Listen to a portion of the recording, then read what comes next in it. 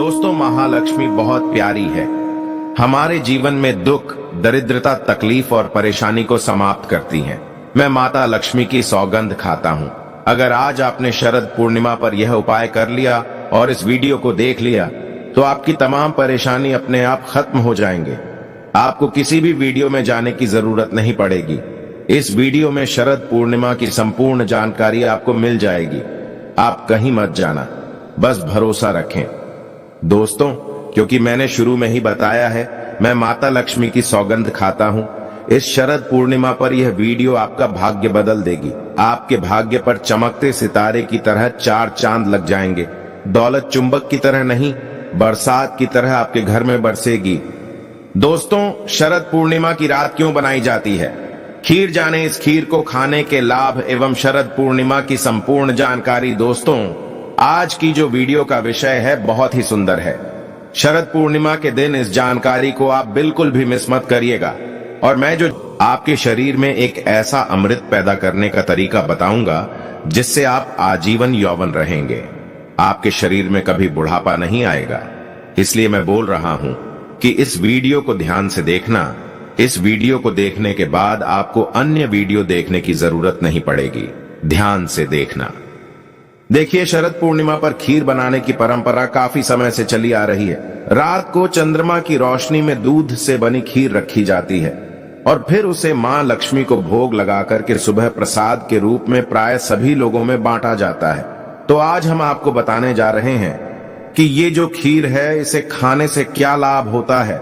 वास्तव में हमें शरद पूर्णिमा के दिन चांद की रोशनी में क्यों खीर रखना चाहिए, सारी जानकारी इस वीडियो में विस्तार से बताऊंगा। तो आश्विन मास की पूर्णिमा को शरद पूर्णिमा कहते हैं और यह इस साल 2023 में 28 अक्टूबर को पड़ रही है, जो कि शनिवार का दिन है। शरद पूर्णिमा की रात को चांदनी की रोशनी की रात कहा जाता है। इस दिन खीर बनाकर के रखने की परंपरा काफी लंबे समय से चली आ रही है और मान्यता है कि शरद पूर्णिमा की रात को चंद्रमा की किरणों से अमृत वर्षा होती है। इसलिए खीर बनाकर के कुछ घंटों के लिए चंद्रमा की शीतल जो रोशनी है इसमें रखनी चाहिए, फिर इसका सेवन करना चाहिए। दोस्तों, मान्यता है कि शरद पूर्णिमा की रात को ही भगवान श्री कृष्ण ने महारास किया था। भगवान श्री कृष्ण ने बंसी बजाकर के गोपियों को अपने पास बुलाया था और ईश्वरी अमृत पान करवाया था।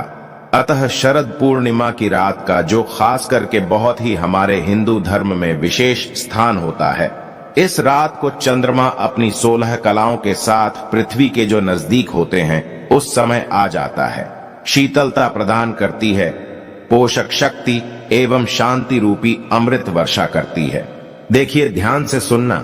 जब द्वापर युग में भगवान श्री कृष्ण का जन्म हुआ तब मां लक्ष्मी राधा रूप में अवतरित हुई। भगवान श्री कृष्ण और राधा की अद्भुत रासलीला का आरंभ शरद पूर्णिमा के दिन ही माना जाता है। शरद पूर्णिमा के दिन चंद्रमा सभी 16 कलाओं के साथ पृथ्वी के नजदीक होता है। भगवान विष्णु के अवतारों में से केवल भगवान श्री कृष्ण ही हैं, जिनमें 16 कला समेत है, जो भगवान श्री कृष्ण भगवान विष्णु के समस्त अवतार हुए। इसमें भगवान श्री कृष्ण ही एक ऐसे अवतार माने गए हैं जिनमें 16 कला का समावेश है, जबकि भगवान राम का जन्म केवल 12 कलाओं के साथ में हुआ था। ज्योतिष की मान्यता के अनुसार शरद पूर्णिमा के दिन चंद्रमा की किरण में उपचार करने की शक्ति विद्यमान होती है, जिनमें अमृत वर्षा की तरह भी इसे देखा जा सकता है। वीडियो ध्यान से सुनना। वीडियो आधे बीच में छोड़ करके मत जाना। अभी तक वीडियो को लाइक नहीं किया तो वीडियो को लाइक कर चैनल को सब्सक्राइब जरूर करना और कमेंट बॉक्स में जय माता लक्ष्मी जरूर लिखना।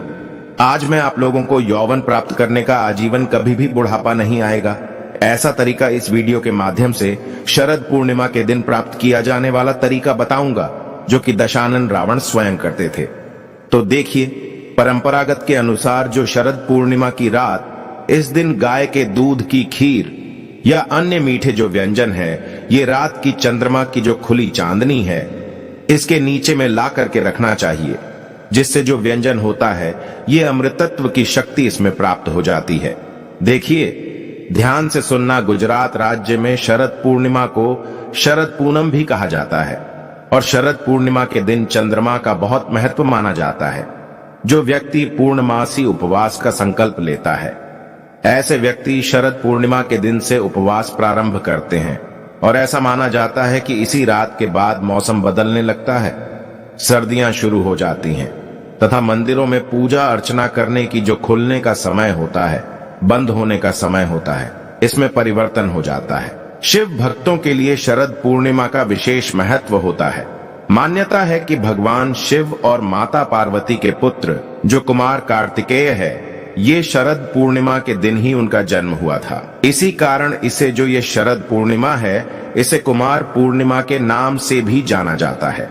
दोस्तों, लंकापति रावण शरद पूर्णिमा की रात किरण को, जो शरद पूर्णिमा की रात जो चंद्रमा की किरण होती है, इस किरण को दर्पण के माध्यम से अपने नाभि पर ग्रहण करता था, अपने नाभि पर डालता था और इसे ग्रहण करता था और इस प्रक्रिया से उसे पुनर्यौवन की शक्ति प्राप्त होती थी।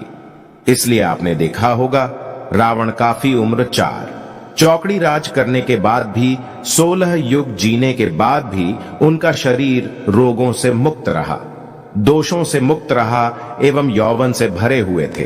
तो अगर आप भी चाहते हैं, जैसे कि आप जो है पुनर्यौवन प्राप्त करना चाहते हैं, आप चाहते हैं कि आजीवन आपको बुढ़ापा ना आए, तो आप जो है अपनी नाभि पर शरद पूर्णिमा की किरणों को पड़ने देना। बिल्कुल ही आजीवन आपको बुढ़ापा नहीं आएगा।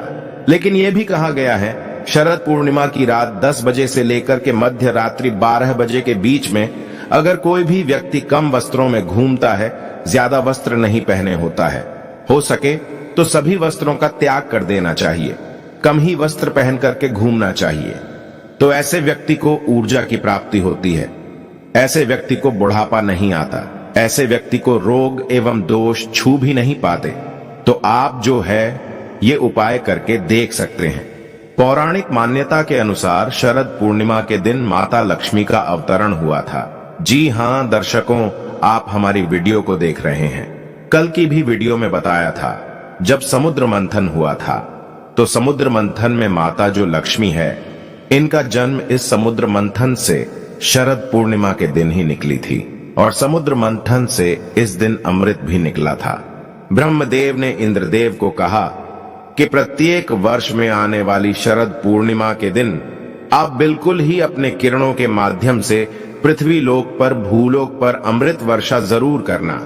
और ये जो अमृत वर्षा है, स्वयं चंद्रदेव अपनी किरण के माध्यम से पृथ्वी लोक पर करते हैं। इस अमृत वर्षा से लोग रोग एवं दोषों से मुक्त होते हैं। इसलिए शरद पूर्णिमा की रात्रि कम वस्त्रों में हमें घूमना चाहिए। इससे हमारे शरीर में यौवन हमेशा प्राप्त होता है। मैं आप लोगों को वीडियो के आखिरी में इसका और जबरदस्त चमत्कारिक प्रयोग बताऊंगा, जिससे आप आजीवन यौवन शक्ति प्राप्त करें रहेंगे, आपको बुढ़ापा नहीं छुएगा। चलिए इस वीडियो में जानते हैं शरद पूर्णिमा की रात क्या करें और क्या ना करें। अभी तक वीडियो को लाइक नहीं किया है, वीडियो को लाइक कर दीजिए और वीडियो को ध्यान से देखना। अधूरा ज्ञान हमेशा खतरनाक साबित होता है। दर्शकों, वीडियो को आधे बीच में छोड़ करके जाते हैं तो इसमें आपको ही नुकसान होता है, क्योंकि हो सकता है आज मैं आप लोगों को जो जानकारी बता रहा हूं, ये जानकारी आपको आने वाले समय में ऐसा फायदा पहुंचाएं जिसकी आप कल्पना ना कर सके। अर्थात इस जानकारी से हो सकता आपका भला हो जाए। आप जो है आजीवन यौवन को प्राप्त करें, आपको बुढ़ापा ना छुए। तो शरद पूर्णिमा की रात क्या करें क्या ना करें, तो देखिए, ध्यान से सुनना। जो शरद पूर्णिमा की रात है, इस दिन नेत्र ज्योति बढ़ाने के लिए ध्यान से सुनना। शरद पूर्णिमा की रात 15 से लेकर के 20 मिनट तक चंद्रमा को देखने का अभ्यास करना चाहिए। कम से कम 15 से 20 मिनट तक इस दिन अगर आप चंद्रमा को एकदम अगर आप देखते हैं, बिल्कुल ही ध्यान से देखते हैं, आप अपने जो नेत्र की पलक हैं इसे बंद नहीं करते, तो आपकी आंख की ज्योति काफी बढ़ जाती है, दिन जैसी दृष्टि प्राप्त हो जाती है। ऐसा हमारे धर्म शास्त्रों में लिखा है। दोस्तों, हो सके तो शरद पूर्णिमा की रात को, पूर्णिमा की रात सुई धागा पिरोने का अभ्यास करना चाहिए। जो सुई को धागे से पिरोने का अभ्यास करना चाहिए, इससे नेत्र की ज्योति बढ़ती है।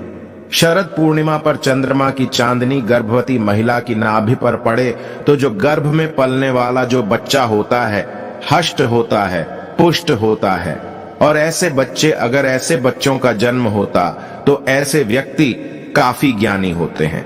ऐसे जो बच्चे होते हैं शरीर से एवं पुष्ट हो जाते हैं और ये पहलवान जैसे इनके शरीर में हजारों हाथी के जैसा बल आ जाता है। दोस्तों, हमारे धर्मशास्त्र कहते हैं इस दिन यौन संबंध से दूर रहना चाहिए।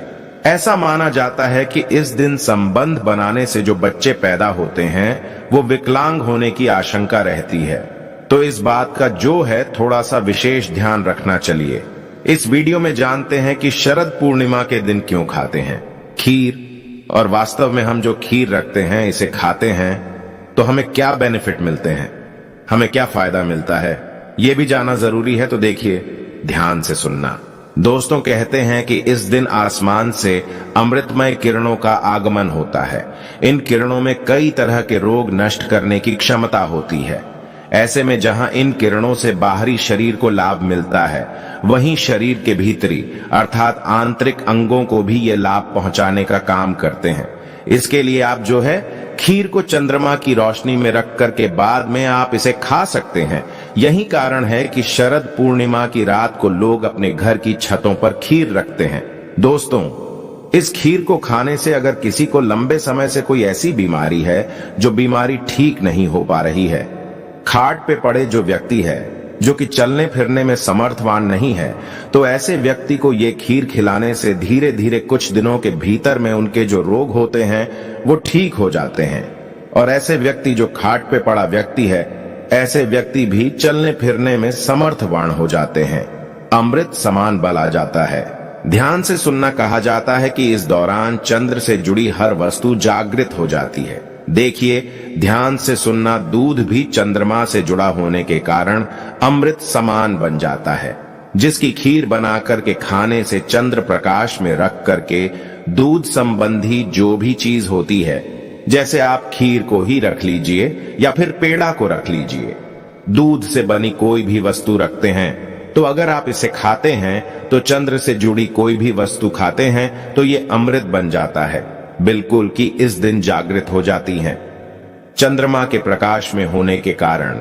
दोस्तों, और ये भी मान्यता है कि पूर्णिमा के दिन, ध्यान से सुनना, शरद पूर्णिमा के दिन दूध या खीर का प्रसाद वितरण करने से चंद्र दोष दूर होता है, लक्ष्मी मां की कृपा प्राप्त होती है। इसलिए कुछ स्थान पे सार्वजनिक खीर का प्रसाद बांटा जाता है। और देखिए, अगर इस दिन आपके पारिवारिक जीवन में, वैवाहिक जीवन में कोई परेशानी आ रही है, चंद्रमा के दोष के कारण, चंद्र से जुड़े दोष के कारण ही वैवाहिक जीवन में परेशानी आ रही है, व्यक्ति के जो वैवाहिक जीवन में कोर्ट कचहरी का मामला चल रहा है, दोस्तों किसी भी प्रकार की लंबे समय से वैवाहिक जीवन का आनंद नहीं ले पा रहे हैं, तो शरद पूर्णिमा के दिन आप जो है खीर को जरूर खाइए, रखी हुई खीर को जरूर खाइए, या फिर शरद पूर्णिमा की रात्रि में कम वस्त्रों में जरूर घूमें। और इस दिन कोई भी जड़ी बूटी को चांद के प्रकाश में रखते हैं तो वह जागृत हो जाती हैं। हम हर दिन बोलते हैं ना, जागृत चीज हमेशा फल देती है। तो हो सके इस दिन आप चाहे तो तुलसी की जड़ को रख सकते हैं, रुद्राक्ष को रख सकते हैं। इस दिन रुद्राक्ष को रखने के बाद अगर आप धारण करते हैं तो वह रुद्राक्ष सिद्ध हो जाते हैं। ऐसे रुद्राक्ष बहुत ही फलकारी होते हैं। कोई भी जो जड़ी बूटी है, वो जड़ी बूटी भी आप इस दिन रख करके फिर बाद में दूसरे दिन चांदी की ताबीज में भर करके पहनते हैं तो जागृत हो जाते हैं, सिद्ध हो जाते हैं, आपको काफी फल प्रदान करते हैं। कोई भी रत्न को रखते हैं वो भी जागृत हो जाते हैं और शीघ्र फल देने लगते हैं। दोस्तों, और इस दिन जितना ज्यादा हो सके आपको मंत्र जाप करना चाहिए, उतना ही जल्दी आपको सिद्धि मिलेगी। कोई मंत्र आप जब कर रहे हैं, लंबे समय से वह मंत्र सिद्ध नहीं हो पा रहा है, वो मंत्र आपको फल नहीं दे पा रहा है, तो शरद पूर्णिमा के दिन ऐसा माना जाता है, केवल शरद पूर्णिमा के दिन बड़े से बड़े मंत्र को 108 बार बस अगर आप जप देते हैं तो वह मंत्र सिद्ध हो जाता है और आपको तत्काल फल देना शुरू कर देते हैं।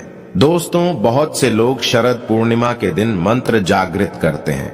अगर आप इस दिन मां लक्ष्मी का कोई भी मंत्र, जैसे कि ओम श्रीम श्रीय नमः, इस प्रकार के मंत्रों का जाप करते हैं तो अति शीघ्र ये लाभ देना शुरू कर देते हैं।